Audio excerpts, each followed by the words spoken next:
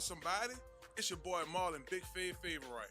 And when I'm hungry, I like to make my way to Small Sliders, 1635 Barataria Boulevard, Marrero, Louisiana. Simple on purpose.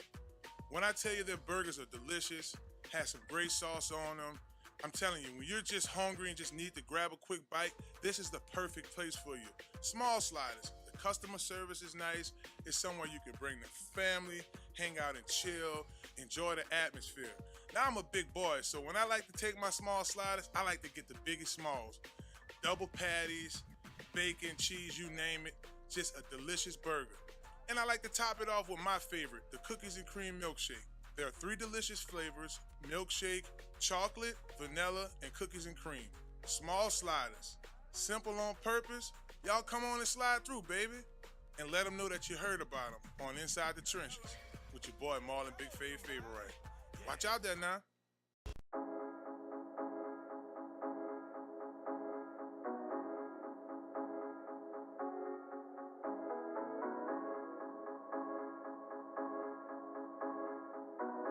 Hello, somebody. This is Robert Wolfe. If you are in need of construction or real estate services, project management services, give us a call at 504-393-2445. Well, hello. Like Rob just said, hit up Robert Wolfe Construction and Real Estate for your real estate and construction needs. And let them know you heard about them on Inside the Trenches with Marlon Favorite on ESPN New Orleans. Hello, somebody.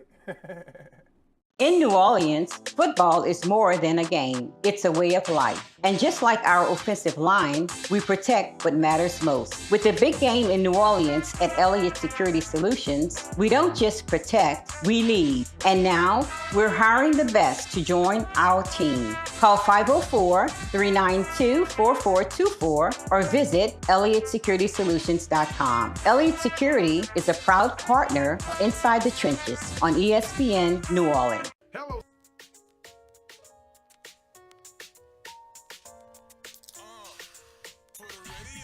For the radio, hello somebody, yeah, I'ma move my body, yeah, I'ma be somebody, you never know when you gon' need somebody, hello somebody, yeah, I'ma move my body, yeah, you gon' be somebody, you never know when you gon' need somebody, hello.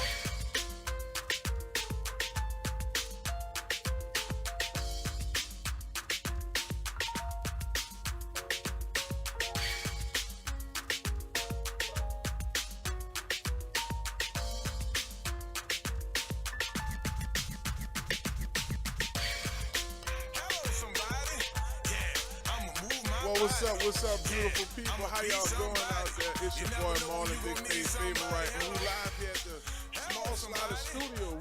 The weather was the weather outside is frightful. The weather was a little intimidating, should I say, today, but guess what? We're inside, and I'm excited. So shouts out to the crew. We got the in-house crew. We got Keelan. We have my homie Tarek on the ones and twos. My man CL Nola. Shouts out to everybody who tuned in to us right here on Instagram Live. Everybody checking us out live on the New Orleans Talk Network stream. And a special shout out to our sponsors. Definitely want to give a huge shout out to Small Sliders. Look, 1635 Barataria Boulevard in Marrero. Be sure to put your pre-order package in. You could call 504-372-6644. That's what we had to do today. When we come in studio, we make sure that we have the Small Sliders, baby, because it's the Small Sliders studio, so we want to make sure it's like, usually I have my Small Sliders cup, so I want to leave it over there for our guests. Me and CL won't be too thirsty, so shouts out to Smalls. They got that good lemonade. I don't mind being thirsty for Smalls. Well, I saw you eyeing that lemonade over there, so I'm like, man, we're going to do that for our guests. Don't bring it up in here if it ain't for me. Shouts out to CL and the lemonade over at Smalls. And our guest, we'll have Byron Cole come through the show later on today, community leader. He's going to share some of his sports stories locally here with us. And we're going to have speaking of local sports, we got Adonis Friloux, defensive tackle from Tulane. Nice. Tulane has just been awarded to play against Florida in the bowl game, so that should be a big-time deal. So we're excited about that. So big ups to Adonis, and also big ups to Joe Picolo with Godwyn Realty. Joe. My main man Joe, baby. We believe real estate should be personal. That's 1943 Sophie Wright Place, New Orleans, Louisiana. You can call them also at 504-826-8426.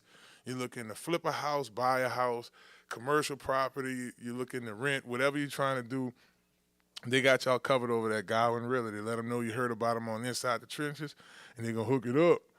So, CL, man, Saints do pull off a win yesterday, and we gasp our breath because it's like it was the Giants.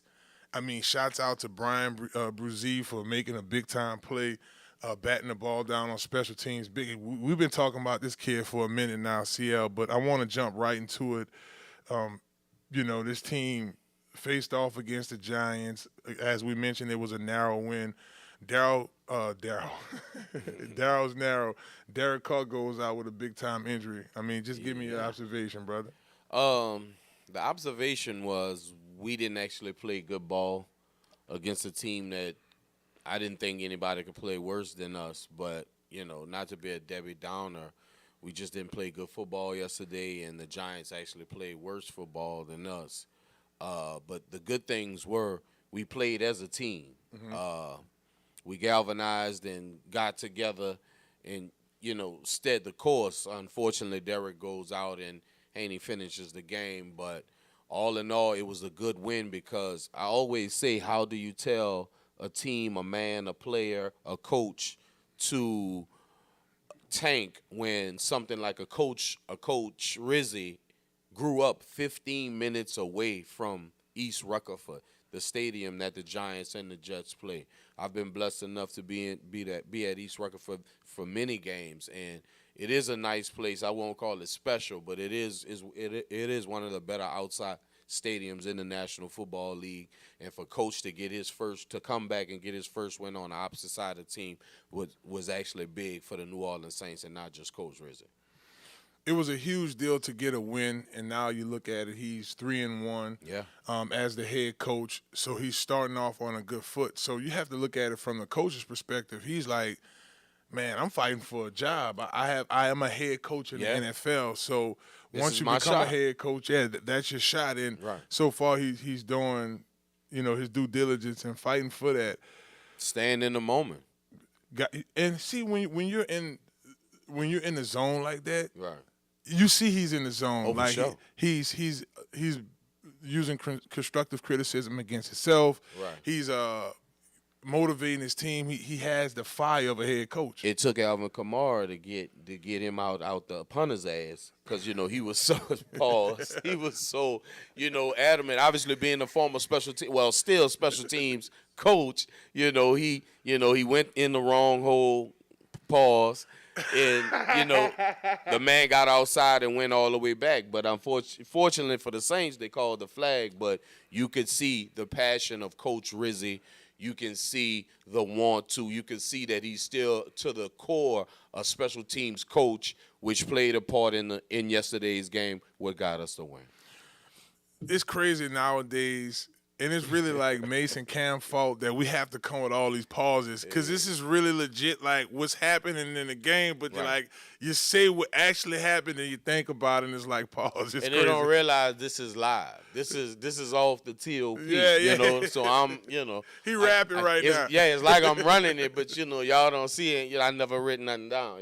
That's right. That's right. If y'all tuning in to Inside the Trenches, we're live here at the New Orleans Talk Studio / Small Sliders. We're in the Small Sliders Hub right now, baby, represents. So shouts out to everybody on New Orleans Talk Network tuning in to us live. And we got a couple of folks I see here. Shouts out to Big Cheese in there. I see my boy Coach DJ in here. Saw Jay Jones from Young Money was also in the chat. See my man Torrey. Shouts out to Pastor Torrey in here as well. In case you missed the Saints game, because it was an early game, and it's like some folks might have been in church yesterday and might have missed a little bit of it. Derek Carr, before he got injured, and I'll talk to CL about that next, he was 20 for 31, 219 yards, one touchdown. He did throw one interception. Drew Lock, which I thought he was really good in the SEC, he was 21 for 49, 227 yards, and one interception. we didn't get the typical rushing yards that we would like to get out of Alvin Right. Kamara. He only had 44. Well, Locke was I think I said Luck earlier. That's funny. Yeah. Locke had 5 carries for 59 yards, so they tried to utilize him on an option to be creative. Now, Malik Neighbors was a bit quiet. He did have 5 receptions for 79 yards, made a little noise later. You see his frustration. And then, of course, Valdez Scantling, he had 4 receptions for 51 yards. CL, I just had to get a stats and facts to our listeners. Oh, yeah. When you It's important. when you look at this Derek Carr injury, the first thing came to my mind, I'm like, why are we calling plays for him that we would usually call for Taysom? I will understand that, but, being an option quarterback isn't his cup of tea. What's your thoughts on that? Immediately when I realized he was hurt, as a teammate, I felt guilty. As a teammate, as a fan, as a GM, I felt guilty. Because I knew last week I got on this broadcast and I said 4th and 2. He could have ran for them 2 yards. I said that. I looked in the camera and I said that. 1 week later, it's 3rd and It was a mid. It was like maybe 3rd and 6, 3rd and 7. yeah, and he took off to go get it. Now I don't know where the the R. Kelly I Could Fly came from. I'm on a roll tonight. He rolling. Yeah, wow. Right? This dude, I don't know where. he but like 3 for 3, and we still in the first yeah, segment. It's mental. So and so I immediately felt guilty because when he went down and he got hurt, that's what we wanted as Saints fans last week, and maybe on a couple of plays previously in the season. But for him to actually get hurt on that is unfortunate. We end up still having to win. But looking forward, yesterday was the first time since week 1 we had the entire offensive line healthy and playing intact. So just to look forward, we have a Kendre Miller that did 10 carries yesterday, that averaged 3.2 yards a carry, which helped the offense move along, stayed on schedule. We're going to need that moving forward because obviously everybody's going to key on Alvin. Even with a new quarterback, they're going to key on Alvin. We need other guys to step up, and might I say we still hoping that Olave can step back on the field. I still think that, and I'm pretty sure Coach Kubiak is going to do this, they have to take a step back and make some different play calls with the group of guys we have now. I mean, not having Taysom in the offensive lineup is huge to this team. Oh, for sure. I think Derek Carr is healthy if this doesn't happen. I know if y'all are tuning in right now live, y'all kind of getting the live feel, but if y'all happen to listen to this episode or watch it later on in the week, it is a week to week with the evaluation of Derek Carr's hand. Yeah, I received some information that people were thinking season injury, but to a man, we've watched Derek Carr for the past 2 years. If dude could get out there, he gonna get out there. Yeah, he gives us the best. I don't know if he gives us the best option injured. But I know as far as the quarterback situation in New Orleans, he gives us the best option at quarterback. I think something, too, that's important, and that's what CL was alluding to. It was said that it may be a season-ending injury, but he may just be out a few weeks, or it may be like a weekly eval. But it does make us think about outside of the running backs, because to be honest with you, Alvin will give you a burst of speed, change of direction, a big play, especially if you throw it to him. Mm-hmm. He's a huge asset. But, 92 total rushing yards as a team against the Giants, a struggling Giants team, does make you think, okay, what direction are we going to take off on the offensive side? Are we going to use Scantling a little more, be a little bit more creative with the Foster Moreau package plays, Jawan Johnson? What guy on offense, what other ball carrier or wide receiver is going to step up to the plate? Option. Yeah, what other offensive options we have? So that's something we definitely got to look forward to. Now, see, I want to switch gears. Now, by the way, before we leave the Saints, and shouts out to them, you got to give Coach Rizzi his props. He's definitely taking strides to make a turning point. But dare I say we still in a playoff wild card hunt with being one game out of second place, 2 games out of first. correct. And you look at the rest of the schedule, you got Washington, you got Green Bay, you have the Raiders, you have the Bucks. These are all winnable games. So if the Saints fool around and win out, to your point, CL, they could be looking at a potential wild card. Hey, it could be the December to remember. Hello, somebody. Hello. Yeah, you're right. I like that. Now, you know what's going to be crazy about December, too? College football, bro. Oh, my God. We're going to switch gears y'all here. ready? Yes. The 2024 college playoff is out. It's an inaugural year for the 12-team format. We are excited about this, baby. First round coming through. Let's look at some of the matchups, CL, and we'll talk about them. Clemson, Texas. Texas is one of the top offenses in the nation, where Clemson is trying to reclaim their playoff relevance. Dabo Swinney has kind of been in the mid-tier of the college playoff mentions over the last few seasons, but here's an opportunity for them. I guess my question for you is, can Clemson's defense contain this, dynamic quarterback play we have here at Texas and an explosive offense? Well, I would immediately say no.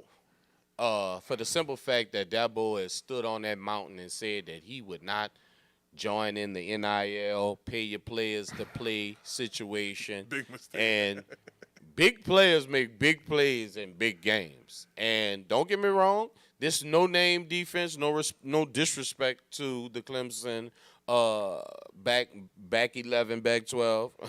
But, yeah, I just don't see it happening. The tide has changed in college football, if you will. And the endorsements, the boosters, the might is right. The strength is in the dollar, and we're gonna see real soon. You do make a good point, because when you look at these teams, you look at a team of or established teams that basically have a lot of cash flow. Michigan, they're not in it this year, but you look at what they're doing in terms of NIL deals. But Oregon, Phil Knight is not playing any games over there with Nike. And for the people that don't know, Phil Knight is the owner of Nike. Just for the people that don't know. Yeah. Okay? Let's just get that. Yeah, right. good context. Yeah, we needed that right there. Let's let that sizzle, in your spirit. And then you have Texas, Oh my cash cow. I mean, just to mention a few. So it does look like that from the perspective. But when you go to X's and O's, Texas has one of the top receivers in Mitchell. Right. They have two quarterback system that's working exceptionally well. So I do see that. And then in Clemson, it's hard to name a guy, on defense, because it's not the Clemson we're accustomed to seeing. Yeah, it's definitely not. Yeah. It's not. Now, a very controversial team that's involved in this college football playoffs. And now, if y'all just tuning in, we're going over the matchups we're going to see here in round one of the college football playoffs. Some teams that have had successful seasons, pretty good records, and has done the best that they could to be successful to get here. This is the first time that we're seeing it done this way. Of course, they switched to the college playoff system years ago, and it was only a few teams getting in. It was just and then they complained about you not know. having enough teams, and now we to this 12, and now we about to see how this 12 works out, because, of course, if you had 3,000 teams, somebody gonna cry that somebody got snuffed. The 3,001 team was snuffed. Come on. So then it'll never stop. We need to stick with a hard 12 and pause. And we just just stay just where we finish your at. sentences, you'll be all right. I'm telling you, bro. Listen, man, you just finish your sentences.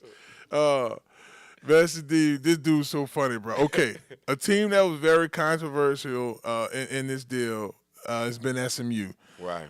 They earned it. Shouts out to Eric Dickerson.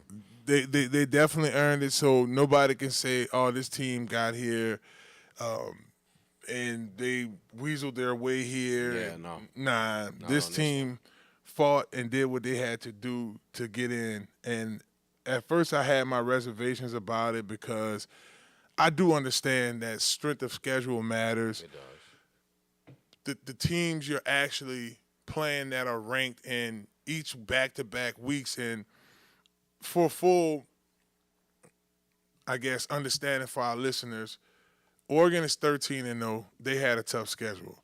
Right. Georgia's 11-2. We already know that's an SEC schedule. You had Texas 11-2. Penn State 11-2. Notre Dame 11-1. So that fifth spot was earned. Ohio State 10-2. Tennessee 10-2. So on and so forth. You know, so they've done. Hold on one second. I think that's Adonis hitting us up. He's outside. Come inside door. You know, they want to be fair. They want to be fair. And this is the thing. It's not an exact science, especially if this is the first year with 12 participants. So it's not an exact science. Somebody's going to be left off. Somebody's going to be disappointed. You know, that's just a factor of it. But if we really go to balling down to what it's really about advertising, about a sponsorship, about TV contracts, and then we decide who really supposed to go. But we'll keep it about college. But yeah, somebody gonna be disappointed at the end of the day. No doubt. And as I was mentioning, SMU, they're 11-2. You know, so you have to look at their record and say, this team did their due diligence to get where they're at. They went through their schedule. Yes, they're an ACC team, but, I mean, it's a team that did everything that they had to do, you know, to establish themselves. When you look at Penn State and how they were dominant throughout the whole season, I mean, you got to give credit where credit's due with Penn State as well. They had that tough schedule. Arguably, that conference was a better conference this year, and they went 11-2 in the Big Ten. I have no problem with anyone on the schedule. I have no problem with not SMU, not Penn State, not Tennessee, not even Ohio State. Because if you want to make an argument, I could make a clear argument about Ohio State. But I have no problem because I know it's not an exact science. I know it's a difficult task. It really is about money while we're still trying to be fair to the kids in the university and the sponsors and the backdoor deals. You know, it's a lot going on. And this is all done out in the open and on national TV, and then they're trying to explain why they're doing what they're doing, knowing at the end of the day it's really about money, sponsorship, you know, television contracts. But we're not mad at that.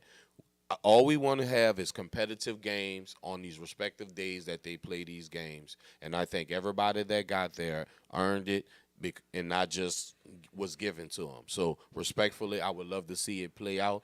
We have teams that we wish was in there, but it doesn't work like that. I mean, the argument, the big controversy is that they felt Alabama should have been at a strength of schedule. Right. You know, they feel like SMU is the lesser team. We're going to see when they go against Penn State. If they go against Penn State and get their face bashed in like 52-7, then now the naysayers have a point. And then there's when you look at, you know, this matchup, you have the SMU high scoring offense, right? But then you have Penn State that has a balanced attack. So even though, and then who they played, my bad, what you were saying? Well, there's people that say how many times they put Alabama in previous years. Yeah. You know, because we've been there. We've been there. We've been there. How many times they put Alabama in previous years that didn't they could make an argument, but they put them in anyway. They've also done that with Ohio State over the years. They can make an argument, but they put them in there. So somebody got to get a chance, you know. And think about it. This is college football. You want to see that Cinderella story. Isn't this March Madness anyway? As the brackets get bigger, doesn't it really turn into college football playoffs? Doesn't it really turn into March Madness? That's what they're really trying to do because that's the maximum dollar. That's the maximum view. That's the maximum contracts, you know? So as we keep it real inside the trenches. Watch out there now. You better believe it, baby. We just want to see quality football players play the game. And in reality, if you don't like SMU, look at it as the Cinderella story of college football, but never forget that they earned to get there. No doubt. And Indiana takes on Notre Dame. right? That's the next game that we're going to be looking at. Notre Dame's defense is strong. The matchup is nice. Shouts out to Jordan Clark, Ryan Clark's son, balling out there. Jerome Bettis' son. You know, those boys are out there having an exceptional year. Notre Dame has – hold on one second. We're talking about Notre Dame. That sounds like a sponsor break. Hold on a second. Lamarque Ford, Crescent City, right? 6121 Jefferson Highway, Harahan, Louisiana. If you're looking for subcontracting or contracting, you can contact my man Sheldon Jordan, who is the Notre Dame grad, baby. Yes, Played football at Notre Dame. Call him 504-734-3579. See, I mean, it just naturally flowed off. We got one of our sponsors attended the university as a player, so his team earned it, CL. They rightfully earned it. They're not Rudy's. They earned it. And then, like, the big question is, and Indiana is a team that in previous years had been mid-pack, but they put it together this year.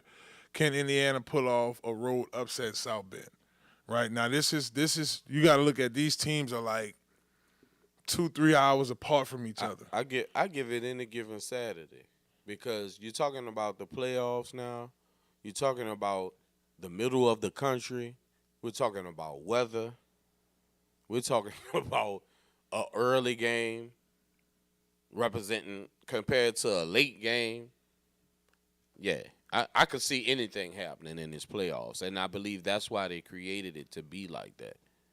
Because the minute SMU wins one game or Indiana wins one game, they're gonna feel like it was worth it, just for the buzz that it will create on a win, on an upset. Because I guess people are looking at Notre Dame against Indiana as it would be an upset if Indiana wins. It wouldn't be an upset to me.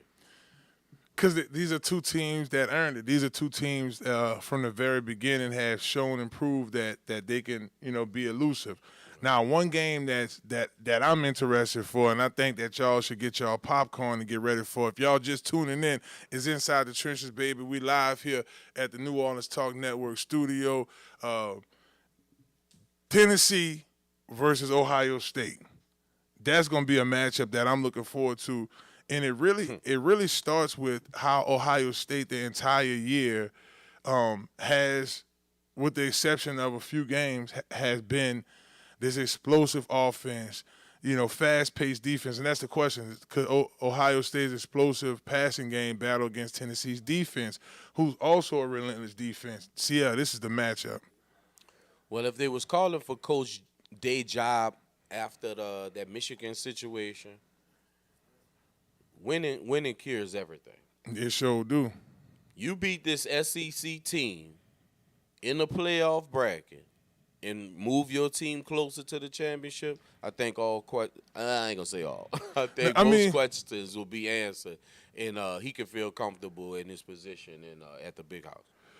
And here's another thing too. I wanted to mention Tennessee, to me, because the SEC is so complex, and shouts out to the Cole family. Just got here, my man Picolo and his family's in here. Hey, how you doing?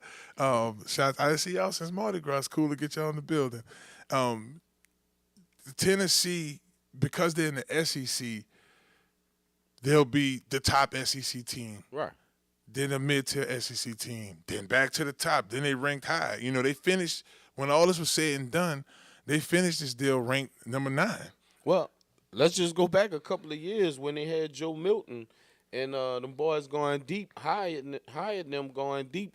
Tennessee has been in the forefront, maybe not the forefront of the nation's mind in football, but definitely in the SEC holding their own on that east side. So, regardless if you want to give him the credit then or give him the credit now, remember, at the end of the day, it just turned into free agency. These are programs that have worked to get where they're at now, and the stability of not just the coaching staff, but the players that have previously played in there today earned this playoff spot.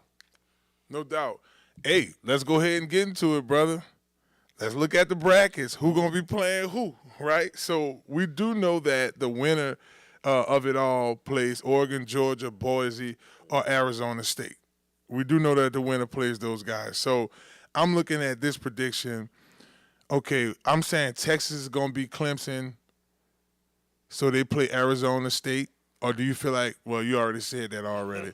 Okay, you already know Texas is going to win. You feel they're going to win that one just because the way the team is formatted. Mm-hmm. Tennessee, Ohio State. I'm with the guy Dennis here. I'm looking at CBS Sports, guys, for folks looking at us on a New Orleans Talk Network. I'm taking Tennessee versus Oregon, and that's the game I want to see. I'm taking Tennessee. All right. Me and CL, we on the same page. When it's time to play ugly ball, it's time to play ugly ball, no matter if it's in the playoffs and the end of the season. SMU, Penn State going to win that when they're going to play Boise State, and I think they're going to pulverize Boise State. Yeah, but isn't Boise State a one-trick pony? No disrespect to that young man. I wish him the best in his Heisman trip. And then the game that I'll sponsor, shouts out to Lamarque, Crescent City Ford, over there, Harahan, Notre Dame versus Indiana. I think Notre Dame versus Georgia, that's what we're about to see. Georgia? I think we all want to see the Notre Dame against Georgia for the notoriety and the names that will be playing in that game. No doubt. Well, he's CL Nola. I'm your boy, Big Fave. We got our guests in the building. Boy, this show is going to be off the chain. I cannot wait to have y'all come back. It's Inside the Trenches, live here at the New Orleans Talk Studio, sponsored by Small Sliders Marrero. Hello. Give me a slider.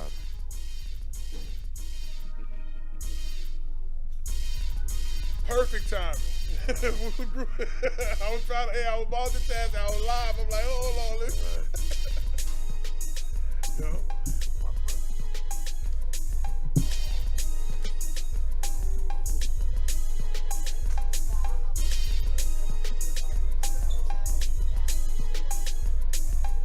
Hello, I'm Shelton Jordan with Lamarque Crescent City Ford. If you are in need of a commercial vehicle, I'm here to help.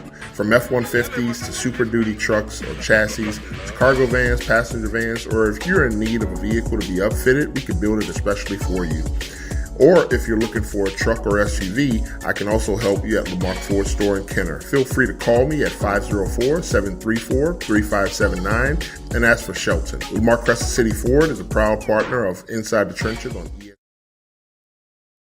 Hello, somebody. This is Robert Wolfe. If you are in need of construction or real estate services, project management services, give us a call at 504-393-2445. Well, hello. Like Rob just said, hit up Robert Wolfe Construction and Real Estate for your real estate and construction needs. And let them know you heard about them on Inside the Trenches with Marlon Wright on ESPN New Orleans. Hello, somebody.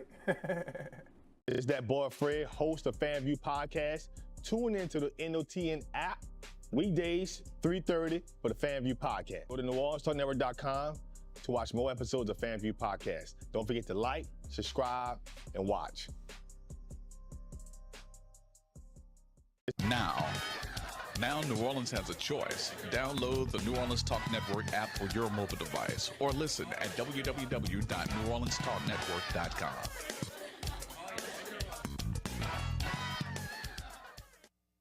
Hi, it's Alberto Montero. We got a great selection of vehicles in and out of here on a daily basis. We offer financing, all Carfaxes are online, and all our vehicles are serviced and inspected before sale. Best selection and prices in all of the New Orleans metro area. Come visit us today at 1512 North Causeway in the heart of Metairie. Come check us out at MonteroMotors.com. Montero Motors, a proud sponsor of Inside the Trenches, ESPN New Orleans. Hello, I'm Shelton Jordan with Lamarque Crescent City Ford. If you are in need of a commercial vehicle, I'm here to help. From F-150s to Super Duty trucks or chassis, to cargo vans, passenger vans, or if you're in need of a vehicle to be upfitted, we can build it especially for you. Or if you're looking for a truck or SUV, I can also help you at Lamarque Ford Store in Kenner. Feel free to call me at 504-734-3579 and ask for Shelton. Lamarque Crescent City Ford is a proud partner of Inside the Trenches on ESPN. Hello, somebody. This is Robert Wolfe. If you are in need of construction or real estate services, project management services, give us a call at 504-393-2445. Well, hello. Like Rob just said, hit up Robert Wolfe Construction and Real Estate for your real estate and construction needs. and let them know you heard about them on Inside the Trenches with Marlon Wright on ESPN New Orleans. Hello, somebody. It's that boy Fred, host of FanView Podcast. Tune into the NOTN app weekdays, 3:30 for the FanView Podcast. Go to NewOrleansTalkNetwork.com to watch more episodes of FanView Podcast. Don't forget to like, subscribe, and watch. Now New Orleans has a choice. Download the New Orleans Talk Network app for your mobile device or listen at www.NewOrleansTalkNetwork.com.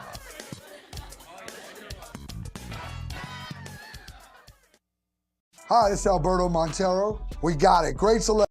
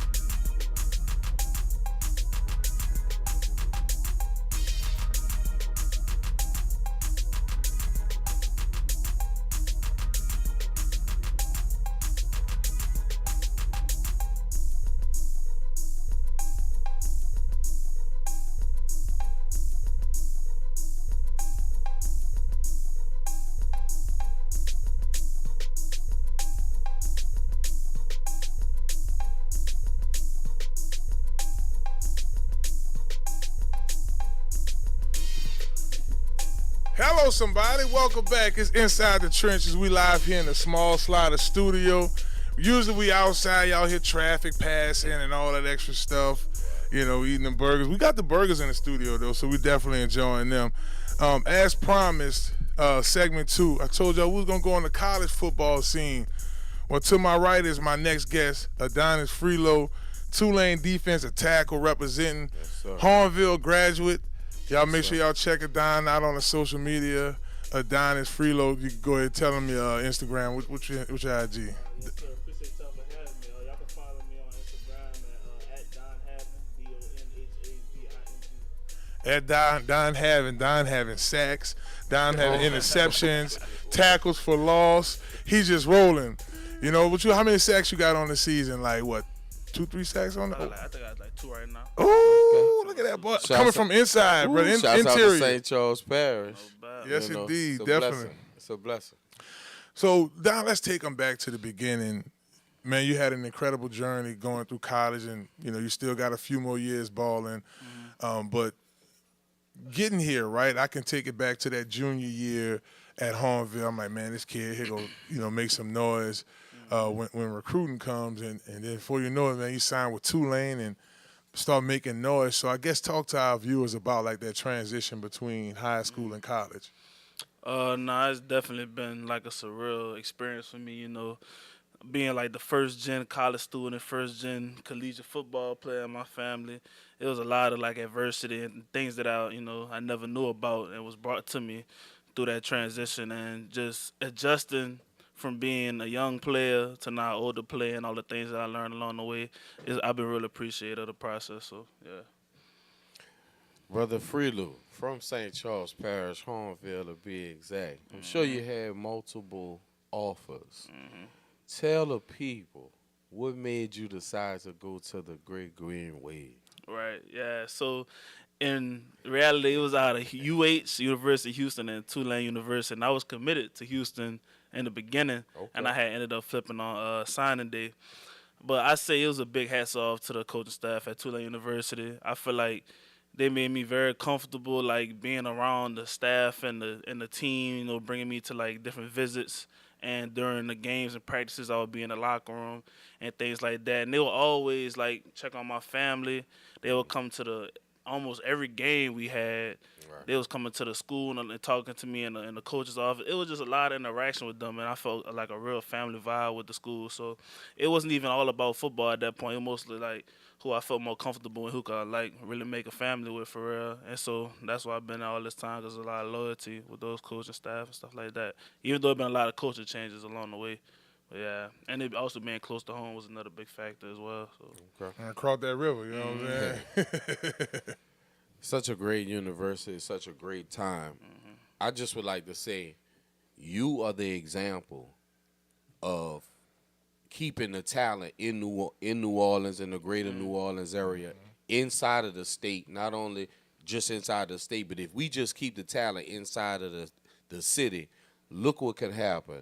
Look where the Tulane Greenway have been for the past 4 years, not just this year.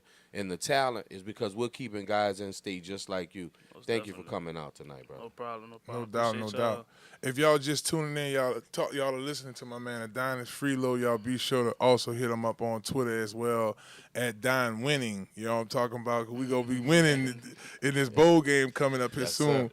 Tell the people what's your number. Tell your people your number. Number 95. Make sure I check it out. 95 always live. So what is this bowl game? The Gasparilla Bowl? Yeah, Gasparilla, yeah. Gasparilla Bowl. I like that down in Tampa. Yeah.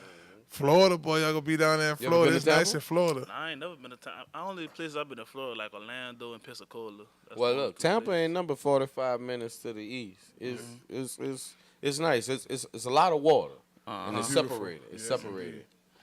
Man, so I guess y'all go against Florida. Y'all y'all going to their neck of the woods. Oh yeah. I know this is your first time playing Florida. Because you've played Ole Miss. Yeah. You played Oklahoma. Y'all just played, what was that? K-State? Yeah. Oh, Jinx. I was there at the same time. But this Florida team has been making a lot of noise here recently. Like, for real, like, just became bowl eligible like y'all, and they're more excited because mid-season, Florida didn't think they was going to no bowl game. But it's a matchup I know you appreciate because it's an SEC team. Tell us about this bowl game, man. What excites you more than anything else? Nah, I feel like, this is one of the moments you really think about when you're young and, you're going to college football, playing a blue blood school like Florida. You feel me? Even though they ain't been, like, winning natties or whatever, it's still Florida and they SEC team. So being able to get this opportunity to showcase, like, all of our talents, and this is one of the games the NFL coach is going to be looking at. They're going to be the first game they put on and be like, shoot, let me see how he did against the SEC team. So it's a game that a lot of people going to be watching, and just it's the best game to really put on display your talents and your skills. So, facts. December 20th, 3 p.m. or 3:30 p.m. Eastern time, so that's 2:30 for us. So the weather, it's the December weather, so it's not gonna be like it ain't gonna be Florida hot. Nah, it's Florida. Florida, no matter like what time of 30, year. 20 degrees. Yeah. Straight. Union Home Mortgage. You know what I'm saying? Boy, these bowl games, putting out that bread, get them boy down there. Yeah. I'm grateful that you guys get to continue your season and you guys get to show off your talent, because the Tulane Greenway, like I say, for the past 4 or 5 years, have been putting out tremendous teams, and I already got a feeling already, because this already reminds me of that Tulane USC last year, well, year before last. Right, yeah, and, that's right. And, that's right. A big school, like he said, a blue blood, and the Green Wave get to show who they are once again. I'm excited, brother. Now, that's cool. That's cool down in Florida nights. Like, my time at LSU, we went to one Florida bowl game. That was my freshman year there. We played against Iowa. They beat us down there in the Capital One Bowl, but the bowl gifts was lit. We traveled, so that was more travel bread. It was cool. Listen, man, Tulane has really been making noise. I'm kind of glad we didn't play y'all this year. I'm just keeping it a dollar. That Nicholls State game was a little too close in one of them quarters for me. And it was. No cap. Louisiana talent. So Tulane has breaking through in recent years, made a big shift and team culture over really the past 7 years. But Don, you were one of the guys that was a part of the staff with Coach Fritz and then Coach Summerall. Both great coaches. I know both of them personally. More close with Coach Summerall than Coach Fritz, just by the nature of me knowing him through when he was at Troy, you know, his time even at Tulane before. Yeah. So, I mean, you're blessed to have two good staffs, but you're a part of that fabric. When you start thinking the guys who was at Tulane when they first made that shift, Don was one of those guys. Man, so I guess talk to me and CL and our listeners about, like, the culture of Tulane now, football. Right, so I would say this has to be one of the most energetic staffs that we didn't have. We got a coach named Coach Polk. He literally runs with us during the plays, and he will chase down people. He'd be on kickoff. He the linebackers coach. He'd be running down kickoff. He played linebacker at Ole Miss too, but I feel like it's just a lot of passion and enthusiasm with this staff, and like you really could feel the energy like before the games, while we in practice and meetings, like you just feel the intent. And it's just like a different approach to the game with that staff. So I feel like that's really like what changed the culture a lot for real.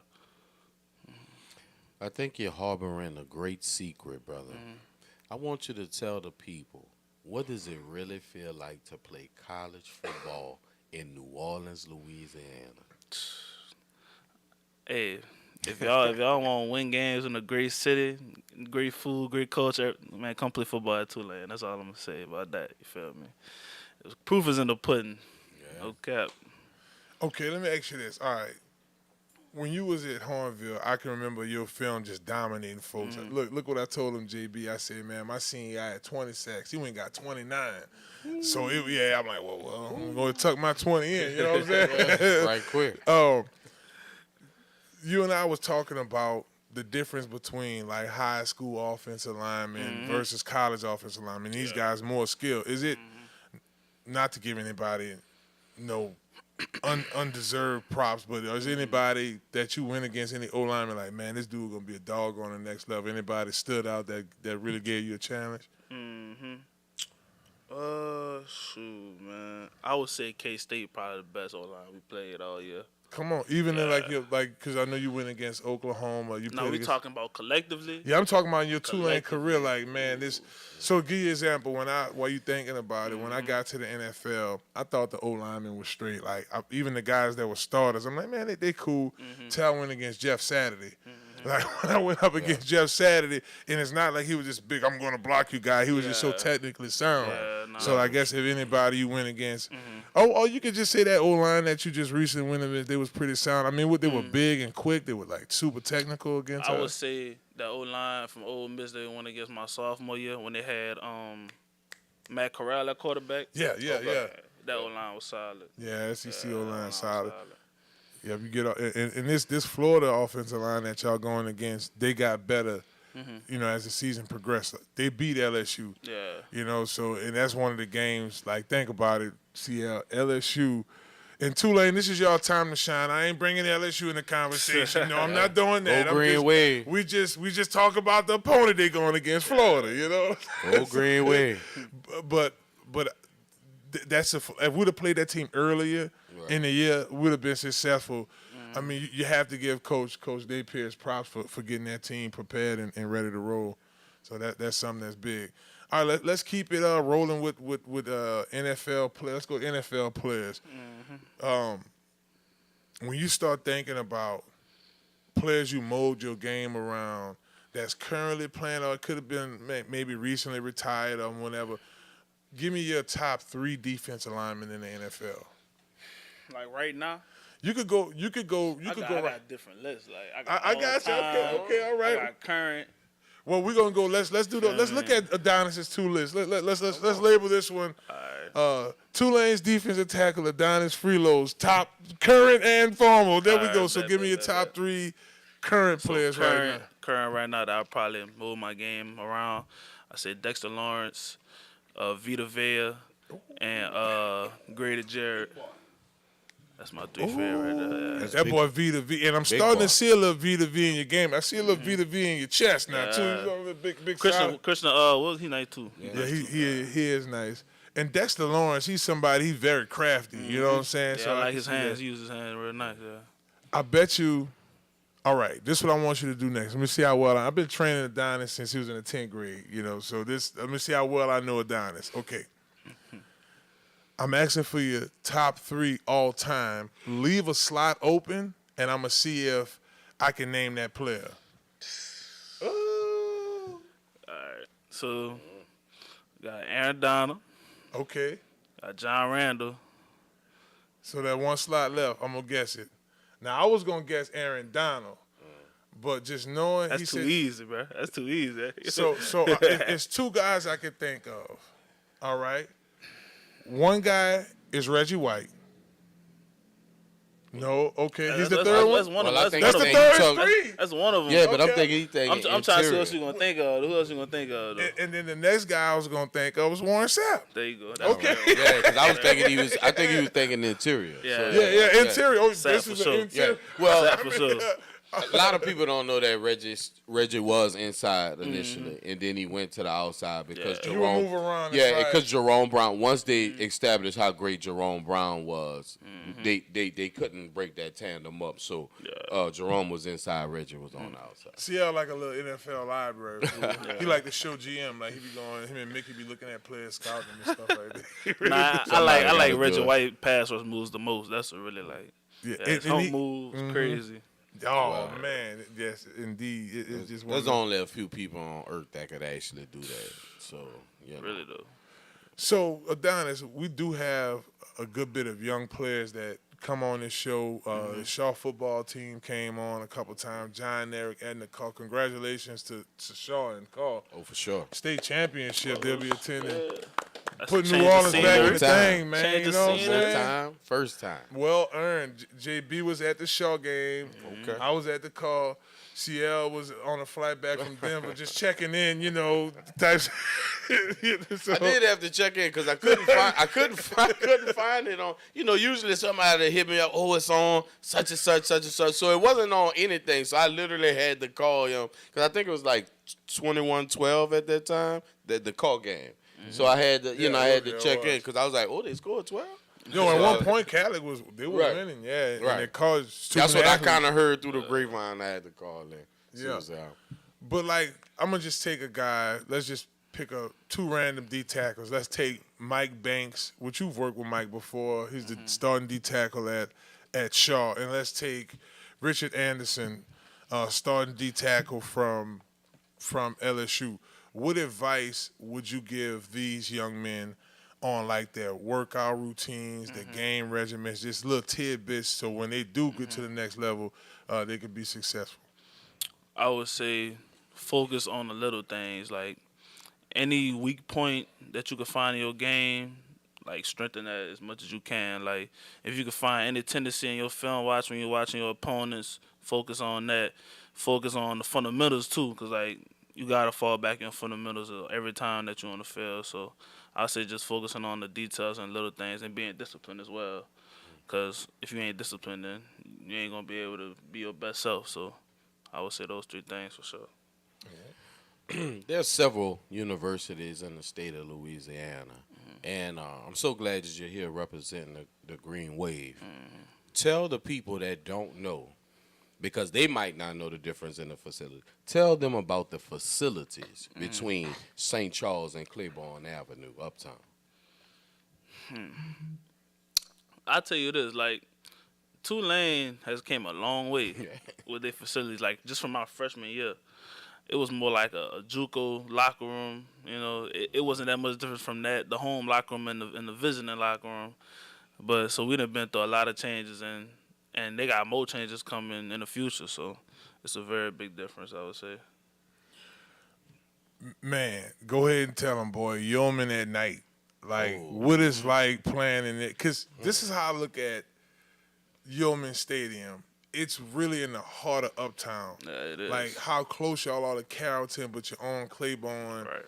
In the more richier part of New Orleans, right? So you got this beautiful stadium in this so I guess give our viewers a description of a night game at Tulane. It's a lot of energy. You be in a tunnel and they got a crowd to the left of you, a crowd to the right of you behind this little gate, everybody screaming. Then you in the tunnel, the smoke go up, fireworks pop out, and you just running out the tunnel. Cheerleaders in the band, everybody going crazy. You see the whole crowd just around you. It's a crazy moment. Like you feel like you're in a video game. It's crazy. Yeah, yo, I ain't lying to you. I went to a couple because it's really set up like a little coliseum. Like it does have that. Bowl. Yeah. What that food hitting for over there? Because I mean, What you mean, like because playing for the so I bounced around the NFL, right? You know, the food was fresh out there in Seattle. I ain't gonna lie, that was cool. You know, Carolina, they had their little deal, but boy, when I got back home on the Saints team, boy, that kitchen was off the chain. It's like Top Chef, you know? You feel me? Like, you know, so I guess, what y'all kitchen here for? Like, when y'all have y'all home games and y'all do the spread, how that's hitting? Nah, the kitchen be decent. Like, you feel me? For a football team, it ain't that bad. It ain't gonna be none of your grandma's kitchen, though, that's what you're looking for. Like, you ain't gonna get that. You might have to put a little extra salt and pepper on it, but you know, it's good enough for what it's worth, for real. In your time at Tulane, you ever played SMU? Yeah, we played. They was in our conference, our first 2 years until they went to the Oh, Miami and the ACC. Yeah. Did the committee get it right? What? SMU over Alabama with the brackets. You felt like Alabama had 3 losses, right, Sierra? Yeah. But SMU had 2 losses, which. Hold on real quick. I'm gonna get to it right. I know y'all. And that's crazy. JB, I'm gonna ask you that when you come out. We just gonna throw them words out that they've been throwing out all weekend. Strength of schedule. What else they threw out there? What other words? If we're gonna be honest though, Alabama has been underperforming though. This is not a standard for their team. Like, if we're gonna be honest, you know, they all could play a little better than what they playing. Yeah.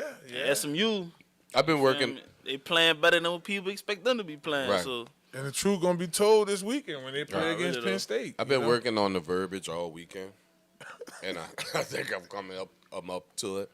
So we've all, like he said, they've been playing underwhelming football this year, and all the years that they did give Alabama that little boost to put them in whatever bracket that they put them in.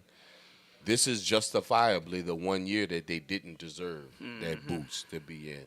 That they didn't have the Crescent couldn't push them through to get to that playoff level. So I've been working on it all week. No, CL, that is perfectly said. The bottom line is, if y'all would have just lost 2 games, you would have been there. You don't lose to Vanderbilt, you in there. And who else they lost to? Florida? No, they lost to Oklahoma. Badly. Yeah. Yep. Thank you, brother. So you lost 3 SEC games. So, I mean. We almost beat Oklahoma. Real. We lost them less than what they lost. Who Florida beat? In my mind slips, and that's sad. Talking about last weekend? Besides LSU. And they beat Ole Miss. That's what it was. I thought they beat A&M too, huh? Or they No, A&M. That was a team that was. But if you look at SMU lost to TCU, and they lost to they lost to Clemson, and they lost to BYU. I even got a better one. The Alabama Crimson Tide did not earn the benefit of the doubt in the 2025 playoff. See how the work. I've been working on it. And that sounds good, man. That's valid. If y'all just tuning in, it's Inside the Trenches. We live in the Small Slider studio. We're joined by Tulane's defensive tackle, Adonis Friloux. Be sure to follow him at Adon Having on Instagram. I think I said that right. It's pretty cool. You know what I'm saying? He like that. He got this. You know, he got the swag days on his Instagram pics. You know what I'm saying? Like.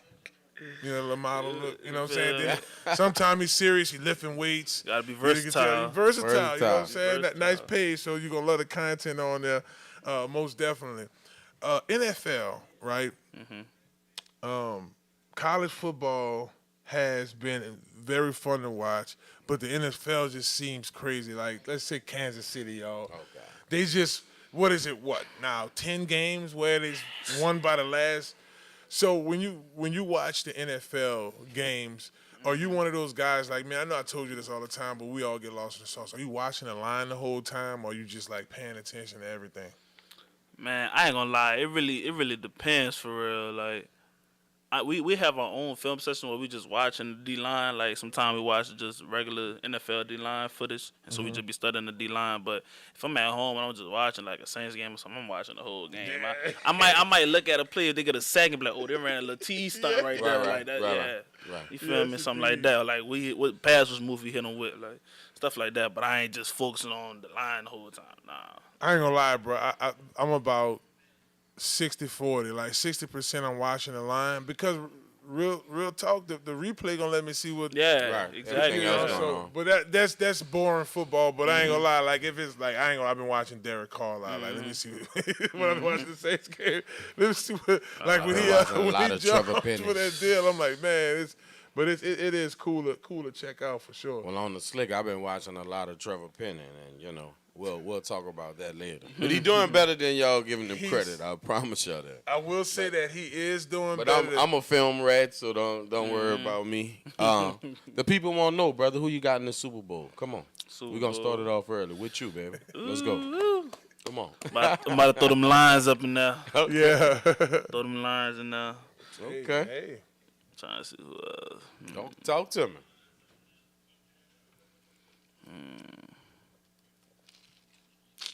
I don't really know. I think Baltimore, bro. Baltimore? That's what they want to see. Now, Oh. a lot of Oh, yeah, folks that was don't believe last year. that because Kansas City just got the magic over there, right? But Baltimore, I think, is a team, especially with Derrick Henry. It's too early for me, but if I was just to go there, I would say Detroit and Buffalo. I like that. Last night, though, like that. Buffalo. Yeah, dude. We've had previous conversations about Lamar. I like Lamar. I'm a fan of Baltimore. The crab cakes, I ain't gone with the OB, but anyway, crab barrel. Anyway, You should feel happy about the Saints though, because we lost to LA badly, and LA beat Buffalo, and they weren't supposed to be that close. I thought. well, I just look at it as I know what happens to the Baltimore Ravens when it comes to the playoffs. They'll run themselves into the playoffs, and then they'll try to pass their way to the Super Bowl. That doesn't work. Buffalo seems to be the same people consistently, even when they're in the playoffs. So that's the only reason why I put Buffalo there. Kansas City has played too many close games, and one, I think, the ball's going to drop eventually the other way. Pause.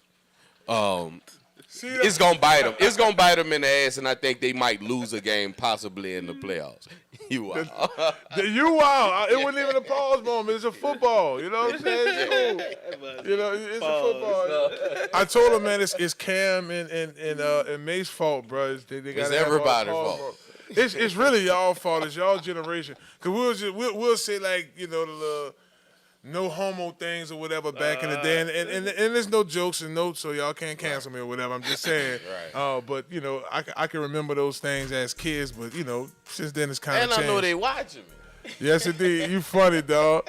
Well, it's Inside the Trench. We want to thank my man Adonis for coming by the show. Already appreciate y'all, man. We got to get him back on, man, when the bowl game. I got to see how that went, bro. So thank you so much for joining us. And look, if y'all need a nice used vehicle, y'all can hit my folks up at Montero Motors. They're at 1512 North Causeway Boulevard, Metairie, Louisiana. Hit my boy Alberto up. Say, Big Face sent me over here. He said you got the hookup. You're going to feel like Master P. Y'all don't go nowhere, baby. I got my man Byron Cole, New Orleans' very own community leader, going to sit down and chop it up with us. We're going to talk a little sports, but we're going to also talk 504. It's Inside the Trenches. Hello.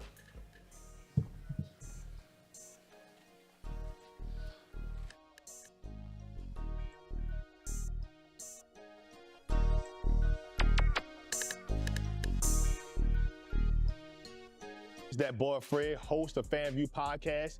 Tune into the NOTN app weekdays 3:30 for the FanView Podcast. Go to NewOrleansTalkNetwork.com to watch more episodes of FanView Podcast. Don't forget to like, subscribe, and watch. Now New Orleans has a choice. Download the New Orleans Talk Network app for your mobile device or listen at www.NewOrleansTalkNetwork.com.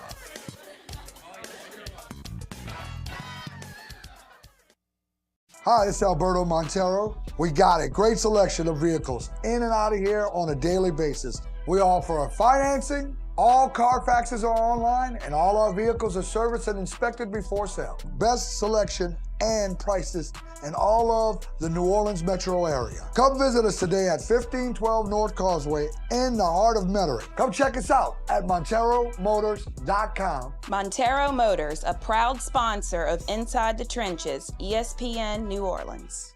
Hello, I'm Shelton Jordan with Lamarque Crescent City Ford. If you are in need of a commercial vehicle, I'm here to help. From F-150s to Super Duty trucks or chassis, to cargo vans, passenger vans, or if you're in need of a vehicle to be upfitted, we can build it especially for you. Or if you're looking for a truck or SUV, I can also help you at Lamarque Ford Store in Kenner. Feel free to call me at 504-734-3579 and ask for Shelton. Lamarque Crescent City Ford is a proud partner of Inside the Trenches on ESPN. Hello, somebody. This is Robert Wolfe. If you are in need of construction or real estate services, project management services, give us a call at 504-393-2445. Well, hello. Like Rob just said, hit up Robert Wolfe Construction and Real Estate for your real estate and construction needs. And let them know you heard about them on Inside the Trenches with Marlon Wright on ESPN New Orleans. Hello, somebody. It's that boy Fred, host of FanView Podcast. Tune into the NOTN app weekdays, 3:30 for the FanView Podcast. Go to NewOrleansTalkNetwork.com to watch more episodes of FanView Podcast. Don't forget to like, subscribe, and watch.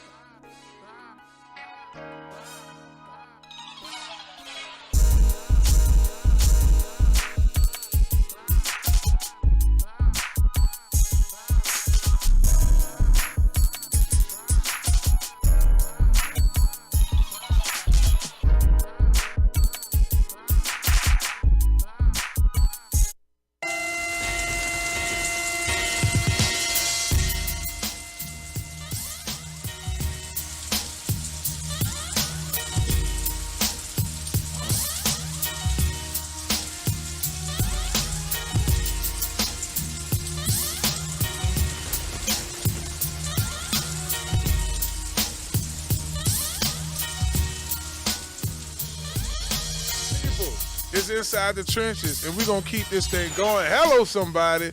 I got my man, CL Nola here, my co-host with the most. Y'all can check him out, man. And later on in the show, we're going to be joined by my man, JB, talk a little high school sports.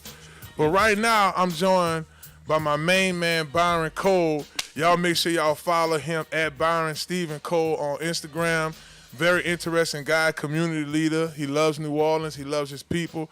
But, man, thank you, bro, for coming on the show, bro, for real. I appreciate you for having me. Great company. No doubt, no Great doubt. atmosphere. I appreciate you, man. Brought the family through. How y'all doing over there once again?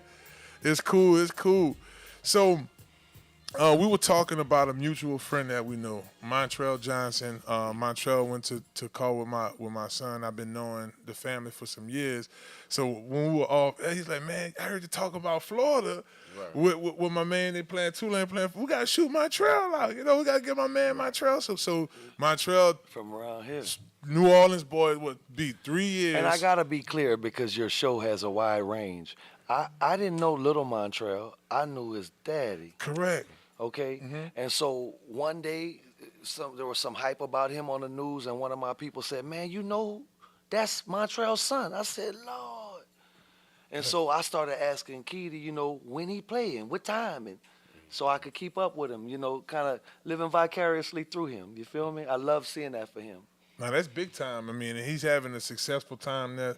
3 seasons, 1,000-yard rushers, have over 3,000-yard season. Going to get drafted, you know, like that big boy we just saw. And they were on the same class, too. I want to say Adonis might have came out 2 years before.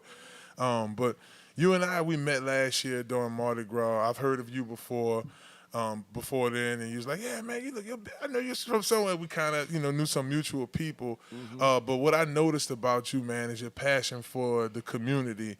So I guess give us a background on you, man, your family. I know you're from across the river, but the Gentilly area? 7th Ward. Okay. So, yeah, give our viewers a background about Byron. So, you know, local New Orleans fella, you know, with all the positive mores and folkways introduced to me and exposed to me as a youngster. I know all the rules, you know. And the etiquettes of being a gentleman and the etiquettes of being a New Orleans gentleman. You know what I'm saying? There's a difference. There's a difference. Yeah. There's a difference. Yeah. And, you know, I grew up in an activist household. My mama voted 300 most influential New Orleanians ever by the city of New Orleans, Mama D. Okay. And so, you know, that respect that she got came from a long resume of work, and you know, we admire and follow our parents. So I got a little bit of my daddy, a little bit of my mama, you know. And so I've been working with the youth specifically, trying to focus on them, you know, because adults have their minds made up usually, and the youth are malleable. No, that's real. When you start, I'm glad you said that you have a passion for youth, and you and I were on the phone, we're talking about like youth sports in the city. Like, what inspired you to like want to really start an initiative to get the kids in the city, whether it's access to more equipment, whether it's access to you know, the limited resources that we have. You know, what's your thought process on how you can you know, get that going? I was an alienated father, and I had to go through a court situation. And that prompted me to want to see my son whenever I could, so I became a basketball coach. Speaking of that, one of my son's teammates, I was one of his first coaches ever when he was in the 1st grade, Tamar Bates, that cut up and killed KU yesterday. Come on. Oh, wow. Did you see that? No. 29 points, 5 steals. Wow. KU #1 in the nation. And when I say he killed him, he killed him. Come on, man. Go watch the footage. Yeah, did you see it? Did you? Well, no, I'm just hearing you 29-5. That's considered a kill. And so his daddy had the same outlook on, you know, spending the quality time with his son, although he wasn't alienated. So we both came together and ran a basketball organization for the kids in Kansas City, where my kids were born, right? Okay. Oh, okay. And it was the KC Magic, and we won championships and whatnot. But the thing about Tamar is he was really in kindergarten or something when we first started. He wasn't even supposed to be on the 1st and 2nd grade team. And so one day in practice, he tried to shoot a 3 and missed the whole goal and everything, right? Yeah. But I saw some tenacity in him, and his dad admitted today that I said, come here, coach. I said, I'm going to play him up. I said, because he just tried to shoot a 3. And the aim and the trajectory and everything was perfect, right? Mm-hmm. So I want to see what he do on a shorter goal with some, you know, kids, you know.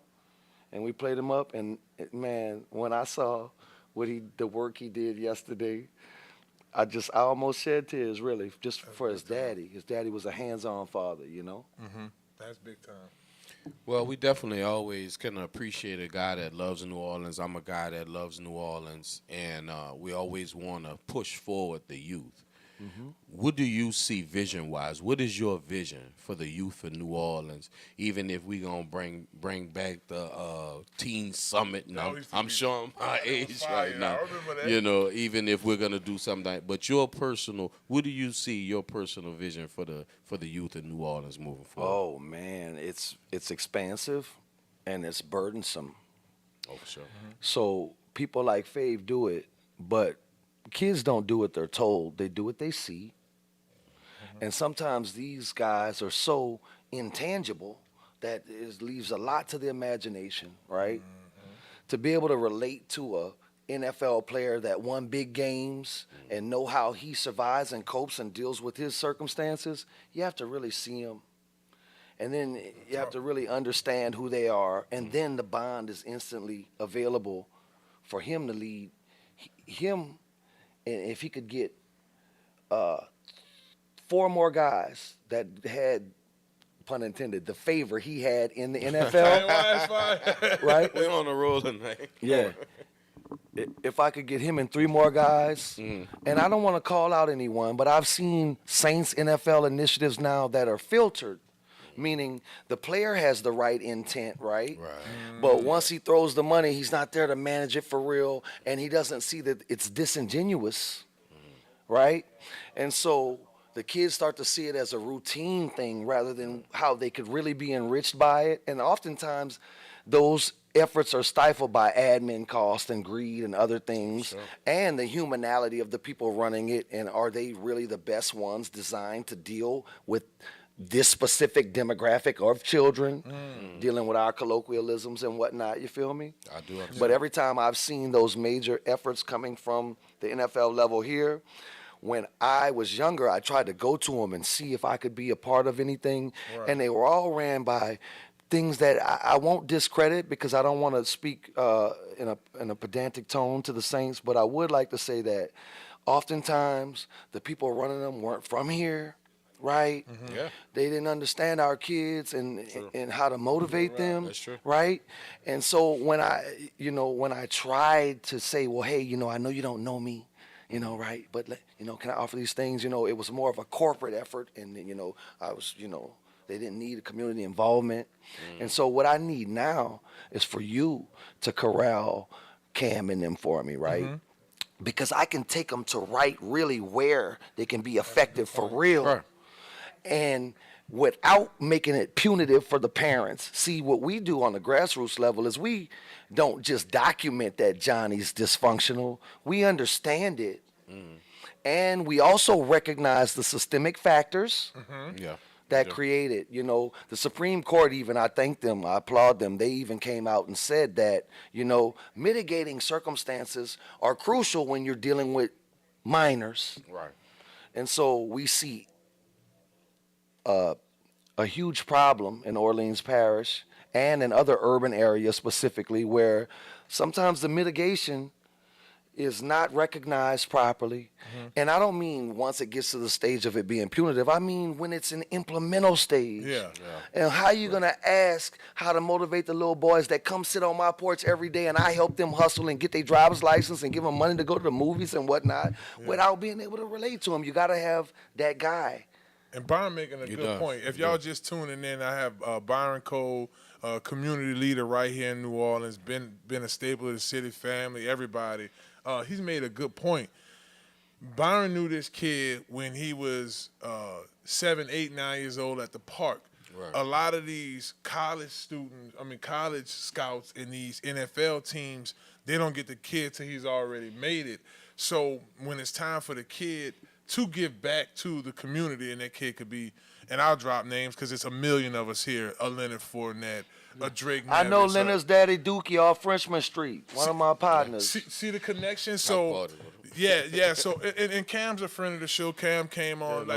Like Cam would love to hear this. Oh, what school I should go to? Right. Oh, that charter school right there. Bet. Let me get my resources over there. Me and Cam got off on the wrong foot because, I don't want to get into a different genre here, but I was asleep and I had a dream. My wife could tell you, and I woke up and she was like, "What's the matter?" I said, "God was talking to me about the youth, and a lot of things was going on." I said, "Cam Jordan was in my dream."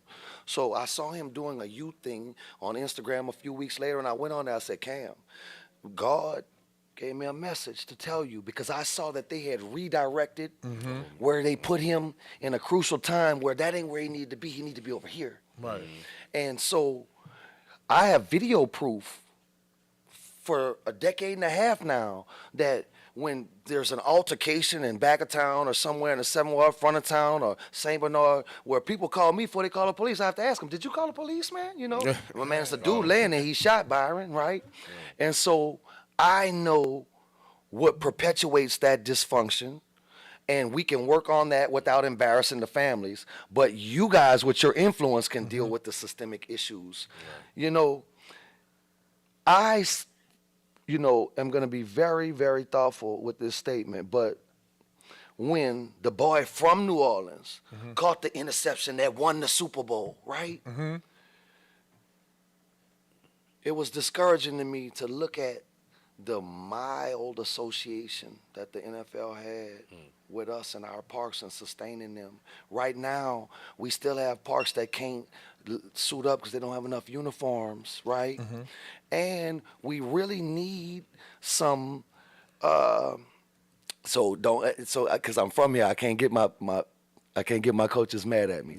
They know the game, the X's and O's, but we need some help on dealing with the organizational side of it and bringing all of the entities together and let them understand, like the NFL does, that, you know, y'all might be the Cougars and y'all might be the Jaguars, but we the NFL, and without the shield, there's no fun or fruitfulness in any of it for anyone. You see what he's saying, CL? Like, when you look at it from the perspective of the direction that they take with some of these deals, it's like a hit or miss thing if you don't really fully know the community. Well, I grew up with Nord, so I'm aware of the drop off. Obviously, I deal with the NFL and the things that go on with the NFL, and I understand where the drop off is. I understand what Mr. Cole is saying. When you have the funding, you have the face, but they don't have the direction.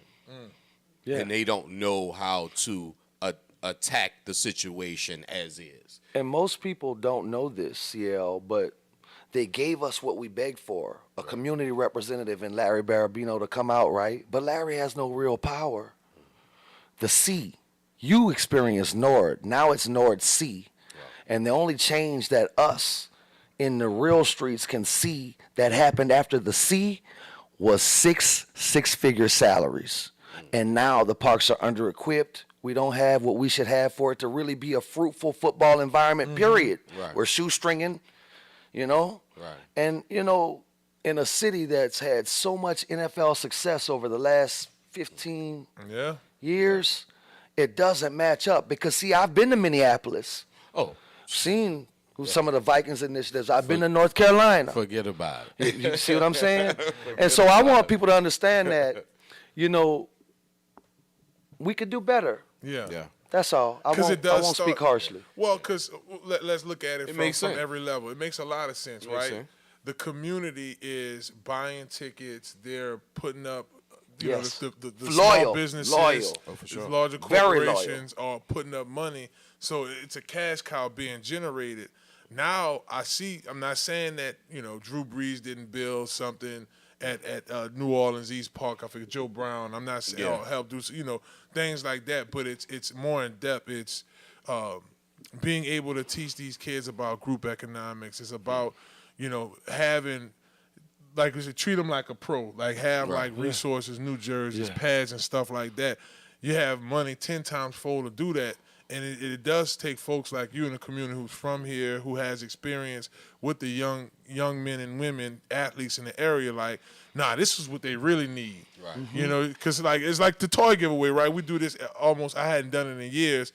I'm just dropping off, we guessing toys, and we going door to door and we passing them out. I even dress up like Santa Claus sometimes. For sure. I don't know if that toy is what the kid really needs, right? So it's more about needs versus wants.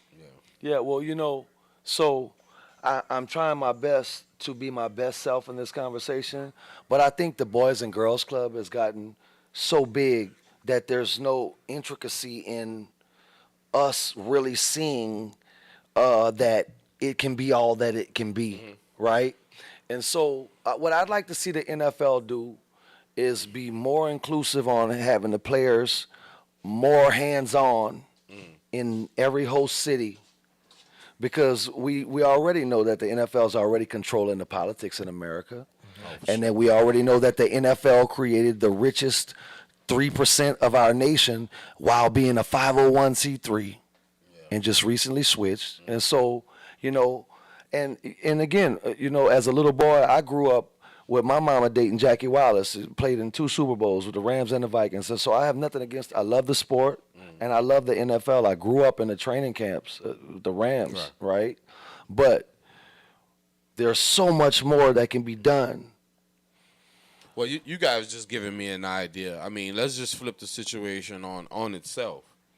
Let's make a valiant point to show that. Let's just think about all the NFL talent that comes from not just in Louisiana, not just the Louisiana area. Let's just Google it all the way down to New Orleans. Let's think about all the NFL talent that has went to the Super Bowl, that has played in the NFL, currently We're number one in in the nation. Thank you.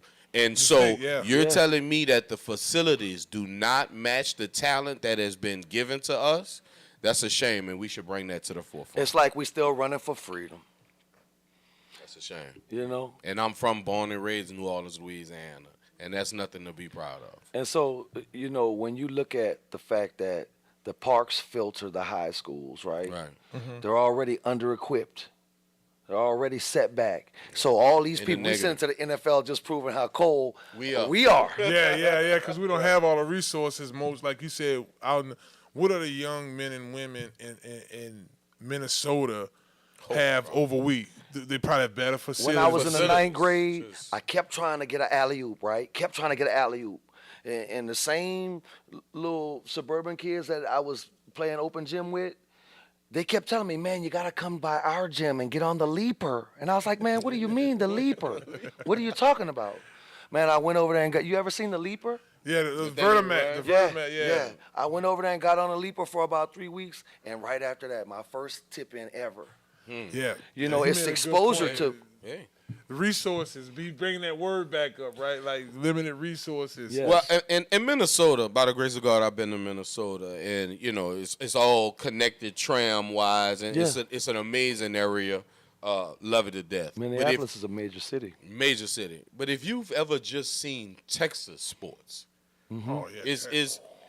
there's high schools that rival universities in the state of Louisiana with the facilities and the back and the funding. So, and that's just right next door. So you can only imagine what it's like up north where they actually care about education and funding and all this other shit. So, you know, you got me going now. So I appreciate that. I appreciate the motivation. Look, I'm a fan. I watch y'all show.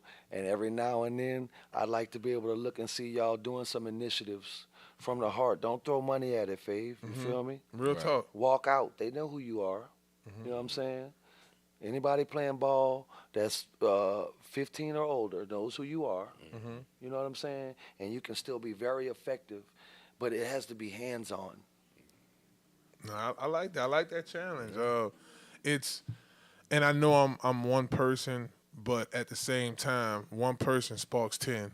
10 people spark 20, and you know, I think that's something we could probably do. Maybe Tarek, that's a good idea.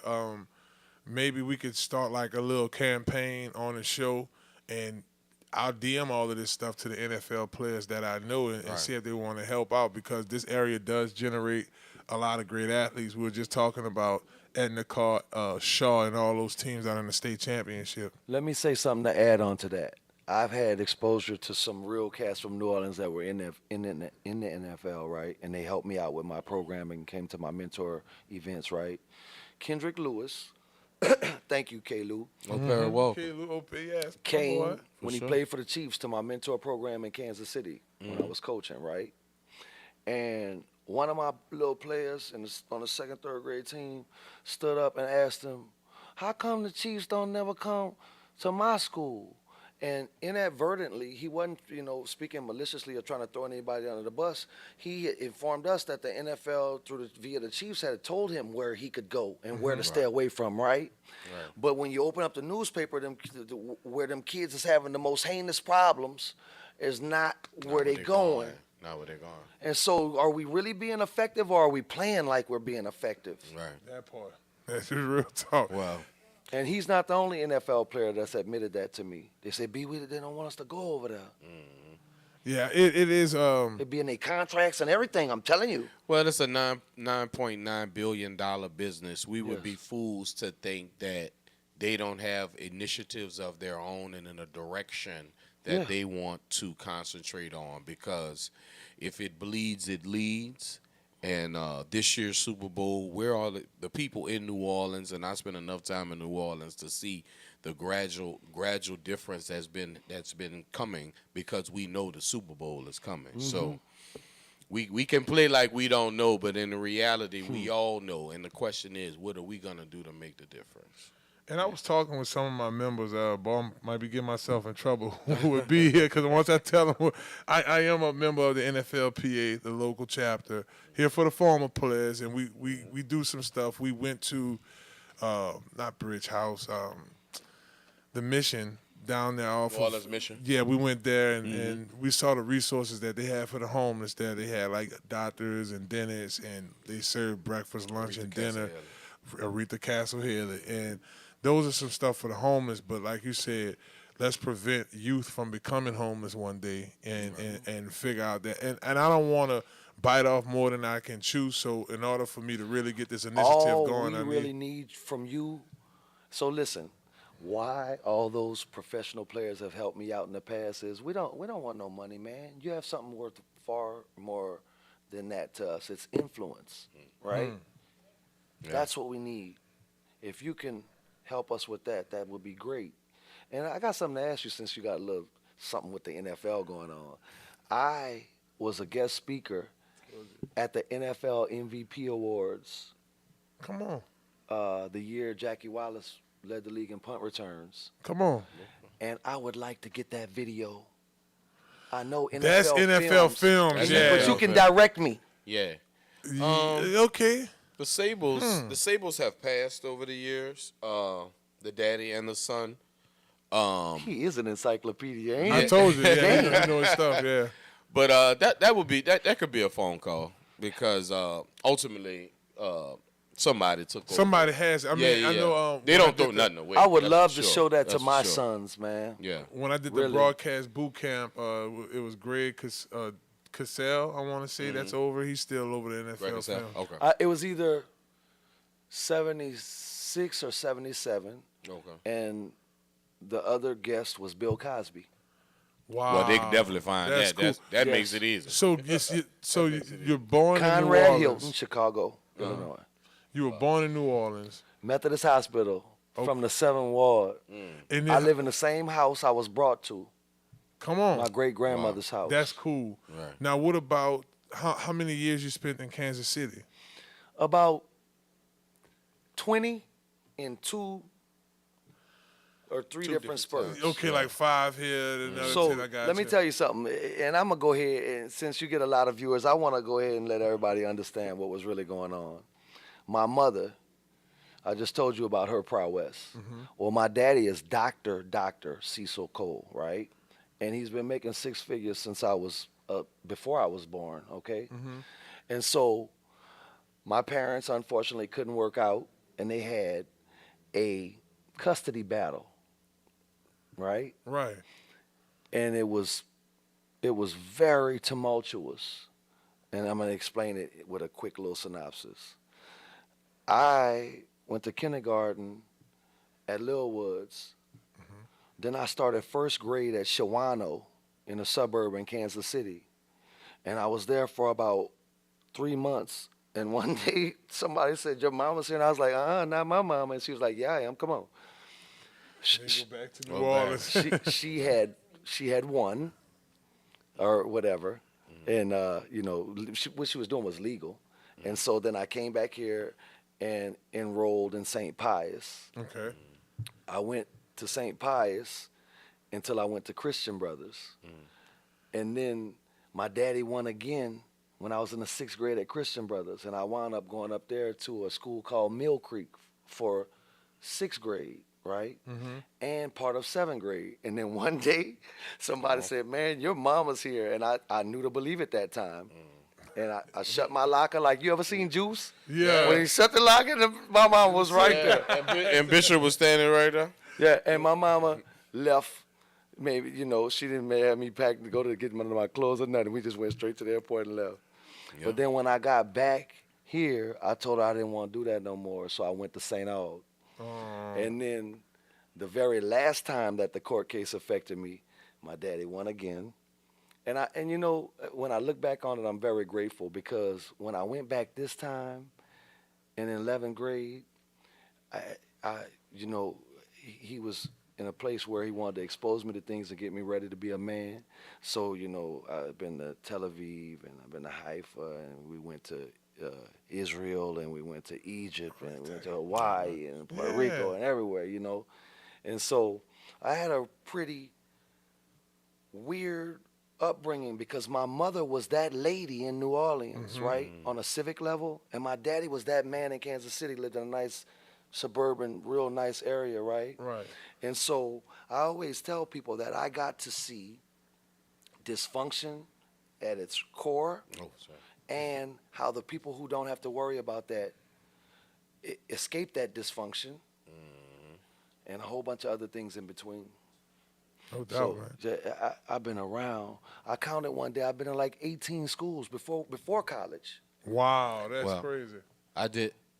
We did Kansas. We played Kansas City this year, so I experienced Kansas City for the first time this year. I can distinctly tell you the difference. Just in Kansas City, Missouri, and then Kansas City. So I can only imagine, you know, what you went through in the two different worlds because I somewhat came up like that. And so you know it's like New Orleans across the river. Yeah. It's literally. Yeah. You throw a baseball. Well, B, thank you so much for coming on the show, man. He's Byron Cole. Y'all make sure y'all follow him at Byron Stephen Cole on Instagram. Very interesting page. My brother, thank you so much. We got to get you back on, bro. You got to hold me accountable for that initiative. We live, so help me out on that. Come back every 4 months and see what we have done. And I don't just want to hold you accountable. I want to assist you. That part too. Nah, that's what I'm saying. Let's do it, man. For sure. It's Inside the Trenches. We'll be back, baby. Hello, somebody. Thank you.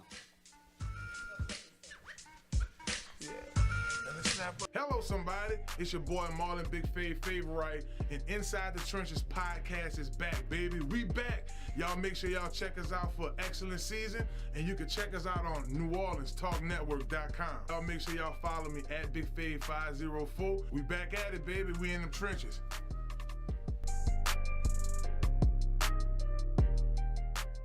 Hi, it's Alberto Montero. We got a great selection of vehicles in and out of here on a daily basis. We offer financing, all Carfaxes are online, and all our vehicles are serviced and inspected before sale. Best selection and prices in all of the New Orleans metro area. Come visit us today at 1512 North Causeway in the heart of Metairie. Come check us out at MonteroMotors.com. Montero Motors, a proud sponsor of Inside the Trenches, ESPN New Orleans. Hello, somebody. It's your boy Marlon, Big Favorite. And when I'm hungry, I like to make my way to Small Sliders, 1635 Barataria Boulevard, Marrero, Louisiana. Simple on purpose.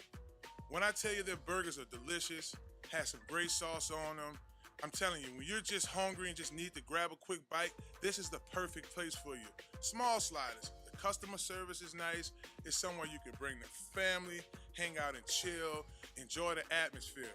Now I'm a big boy, so when I like to take my Small Sliders, I like to get the biggest smalls. Double patties, bacon, cheese, you name it. Just a delicious burger. And I like to top it off with my favorite, the cookies and cream milkshake. There are 3 delicious flavors: milkshake, chocolate, vanilla, and cookies and cream. Small Sliders. Simple on purpose. Y'all come on and slide through, baby. And let them know that you heard about them on Inside the Trenches with your boy Marlon, Big Favorite. Watch out there now.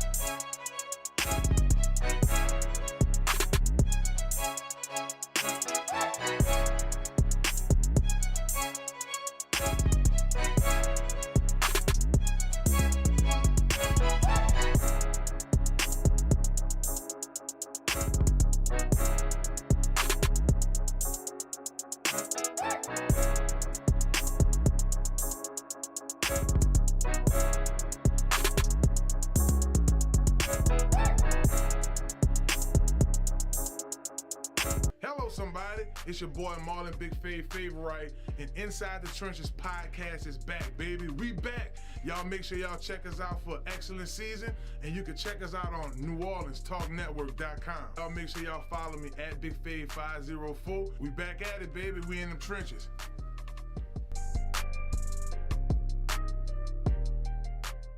Hi, it's Alberto Montero. We got it. Great selection of vehicles in and out of here on a daily basis. We offer financing. All Carfaxes are online. I tell you one thing for sure. Time fly when you're having a good time. Shouts out to our guest that came on, Adonis Friloux, defensive tackle. Tulane about to take on Florida. That's going to be big time. And my man Byron Cole. Shouts out to B. Cole, man. He's a community leader. Came and shared a lot of great intel to us. I thought he made some good points about some community initiatives. But y'all know how we do this every week. We got to talk a little high school football. Now, this is a special edition because it's state championship week. Yeah. Everybody's playing for the goal to take the trophy home. And nobody knows high school better in this area. There's a couple other guys like him, some of them on his team. One of them, like the encyclopedia. We're talking about CL, boy. VK, boy, the high school football. But my man JB, the sports guy, y'all make sure y'all check their show out on YouTube, Hash It Out Show. They do it weekly. This Wednesday should be a really good show because that's what I like about our Monday. This is like a little sneak peek to it because he's giving a little, but it's about to get real, JB. So I guess we could just start with the two games that we saw this weekend. Well, you saw the Shaw game and I saw the Carr game. Yeah. You the guest, you go first. The Madison Prep game, 21-14, Shaw pulls it off. 35-28. 35-28. Yeah. That was halftime, huh? Yeah, the score. Halftime was 28-14, Shaw. That's what it was at halftime. Yeah. So, yeah. Wow. So, I guess run that to us. Well, Shaw scored on their first two possessions. 14-0 quick. And then Jasper Parker, he fumbled. And that's when Madison Prep went on their little run. 14-14. Shaw rebounded from that. 2 touchdowns, 28-14. Shaw got the ball at the half. Scored right away. 35-14.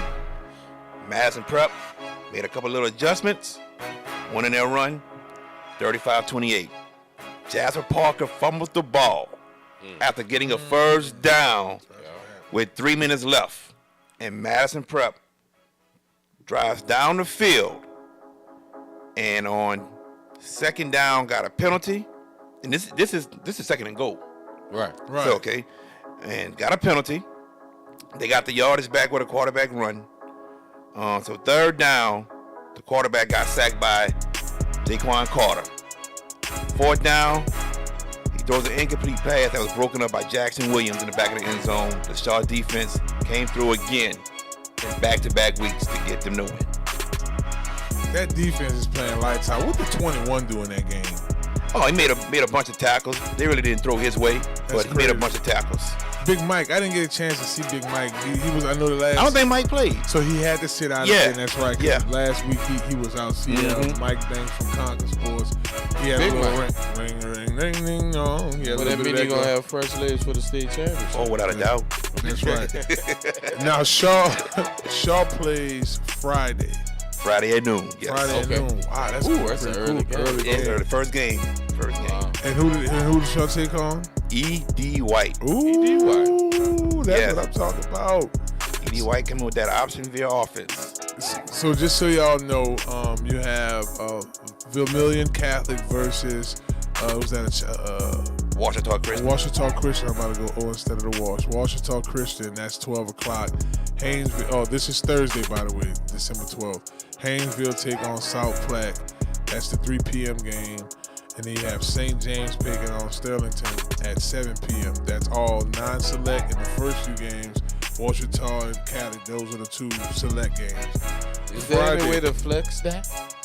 No. I think those times you probably got to catch a St. James game then if you go Thursday because that's going to be. I got to see Mr. Parker because I was privileged to see a production that showed when Mr. Parker fumbled the ball and the defense to a man told him that don't worry about it. They'll take care of it. And obviously, Yes. the Shaw defense stood up. So I have to see the Shaw Eagles in the state championship. Friday you will. That's the Friday the 13th game at JB just mentioned. That's the 12 o'clock game select.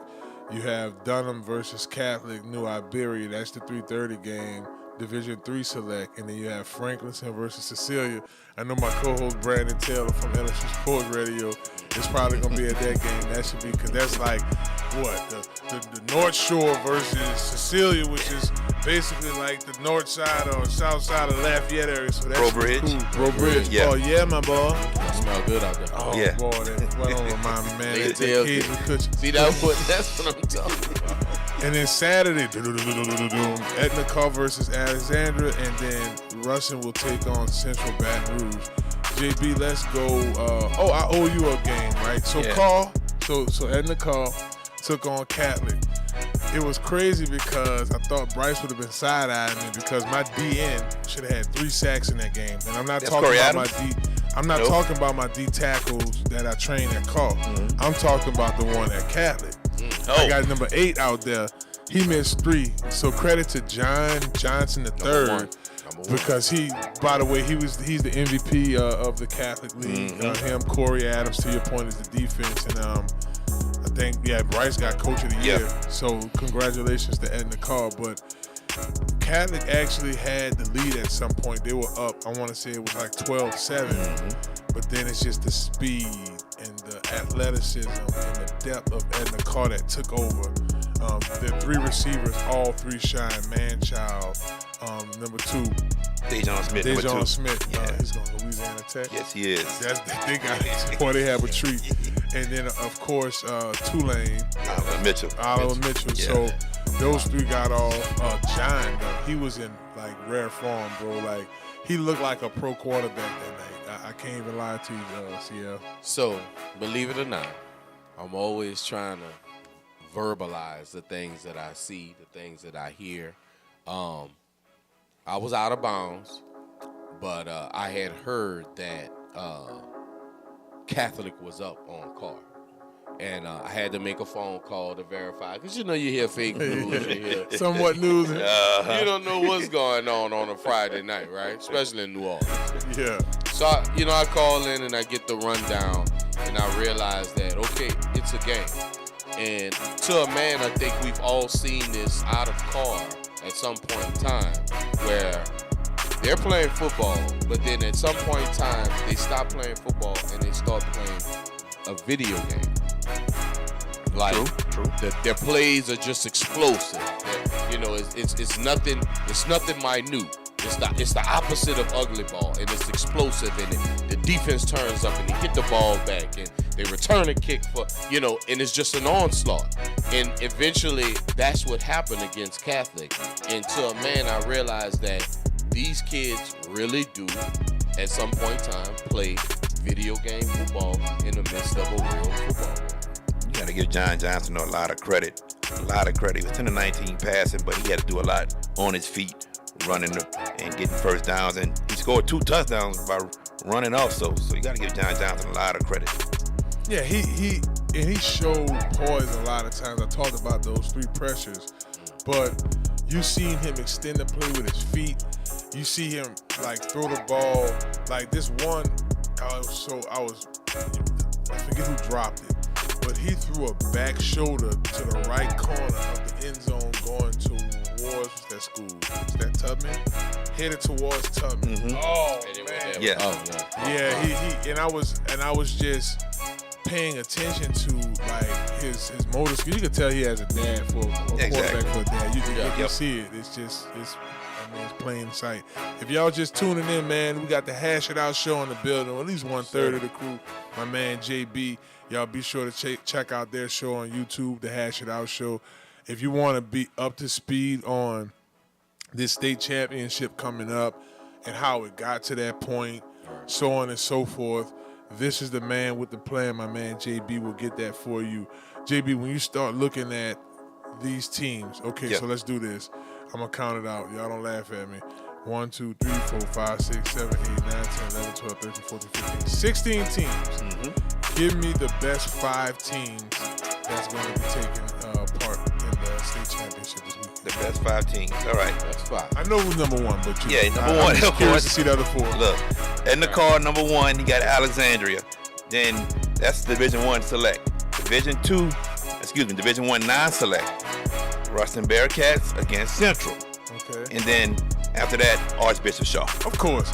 Look, this is our power rankings over here, baby. You know Sean the power rankings. What, 2 losses on the season to what, Rumble and what, Carr? Come on, man. Two worthy teams, man. And this is just a record-breaking Mr. Parker. I'm looking for Mr. Parker to have a big game in the state championship. Look. I know he wants to give it back, so I'm here to support you. When that game ended, he was so upset with himself with the 2 fumbles.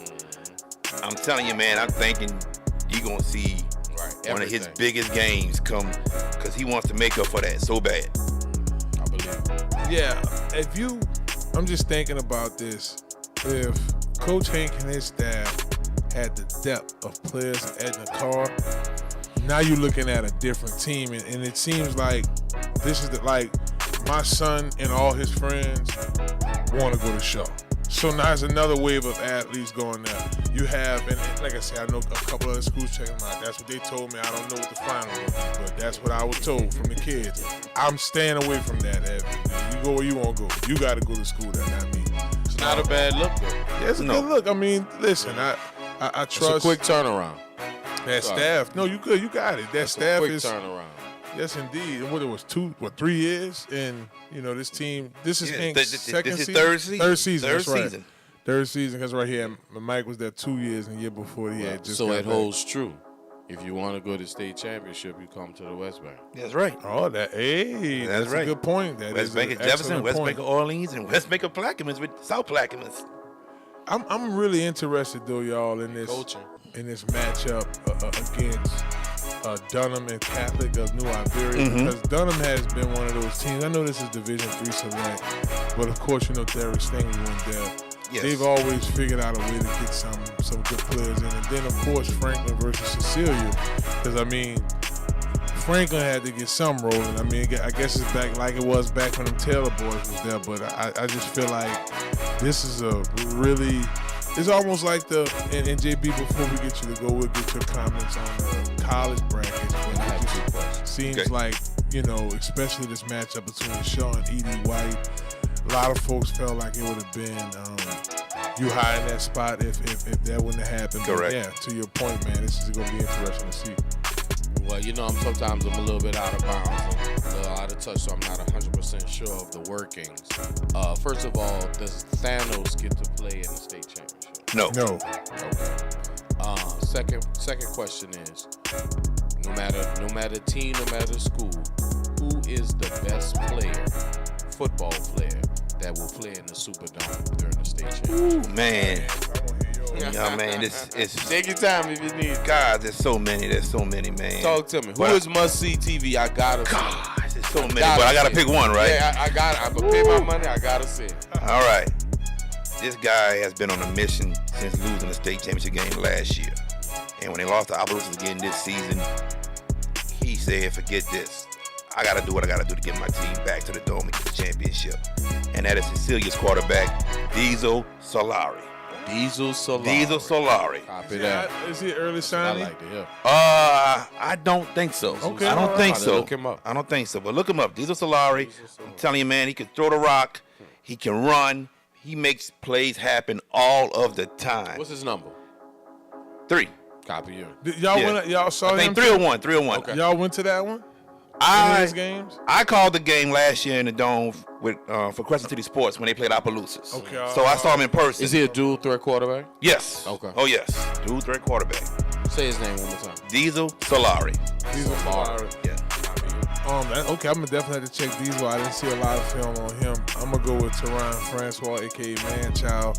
As far as athletes go, I think if Giant gives him a 50-50 ball 2 times, he's gonna make it 2 times a play. I mean, he's just that freak of an athlete. But it's crazy how we on the same side of the ball in terms of guys. We got like 3 minutes left, guys. I want to go back to the college football brackets. Any comments on it? Is this fair? Alabama? Man, Go look, ahead. I'm gonna tell you straight up. Alabama should be in it, but at the same time, Alabama cost themselves not to be in it. If I'm looking at strength of schedule and everything, yes, that schedule is superior, way superior than what SMU went through. And I think it's as if SMU is in the SEC, they're not winning 8 games probably. I feel you. I think if Vanderbilt was in the ACC in Oklahoma, they're winning close to 9-10 games. You feel me? So yeah, I think Alabama should be in, but at the same time, like I said, losing to Oklahoma the way that they did, losing to Vanderbilt, they did themselves in. So let's just cut to the chase, Mr. JB. Who you got? Who I got winning the whole thing? Who you got playing in the big game? And who you got winning? All right. Man. Come on. I'm going to tell you right now. You're going to see these two teams play for the 3rd time. Texas, Georgia. Ooh. Oh, my mic might have been loud on that one. Ooh, on that one. All right. Wow. Okay, that's that a lot. part. Yeah, that's a lot. So, dive in. Wow. I like that one. Okay, so I'll go ahead and dive in. I think I will roll with, in the big show, I would probably go with Oregon versus Georgia. And I do think Georgia wins it. Just because I think that Oregon, I think Keelan likes Oregon drip. You know, but now Dylan Gabriel is up for the Heisman. I understand all of that stuff. But, I mean, I think Georgia going to pull it off. I think SEC team going to win out. Yeah. Yep, he's Oregon. Okay, all right. Well, hey, man, we shall see. I'm not a great predictor, but I will say this. I believe Notre Dame is going to make more noise than they're getting credit. That's all I'm going to say. I'm not saying they're going to win it. I'm not saying they're going to win it all. I'm just saying that Notre Dame, when it comes down to it, they will show up in the big game. Well, we'll see. I think they win their first round game, but right there in the Sugar Bowl against Georgia, I think that's it for them. Yes, indeed. Well, why they play the game. Yes, sir. Yes, sir. I think he just took us out the show, man. That's it for us here, man. JB, thanks for coming on the show all the time, giving us your high school updates. Y'all be sure to check out the Hash It Out show this Wednesday. It's going to be off the chain. I got to take this time to thank all of my sponsors. Robert Wolfe Construction and Real Estate, 143 Lapalco Boulevard. Holler at my man Robert Wolfe. Y'all can call him at 504-393-2445. For special rates, use the code word Big Fave. We're going to hook you up. Elliott Security Solutions, baby.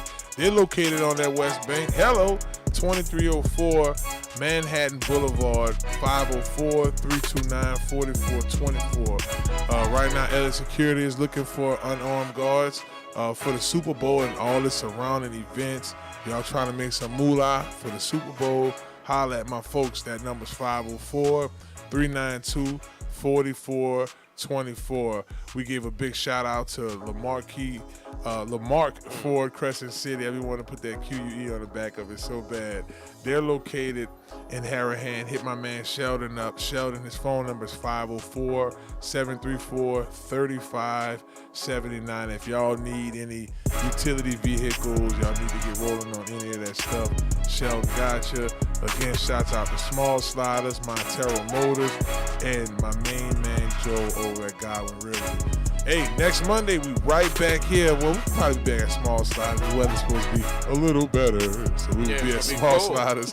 And shouts out to New Orleans Talk Network for having us in the studio. He's CL Nola, JB the Sports Guy, I'm Big Fave. We will be back next Monday.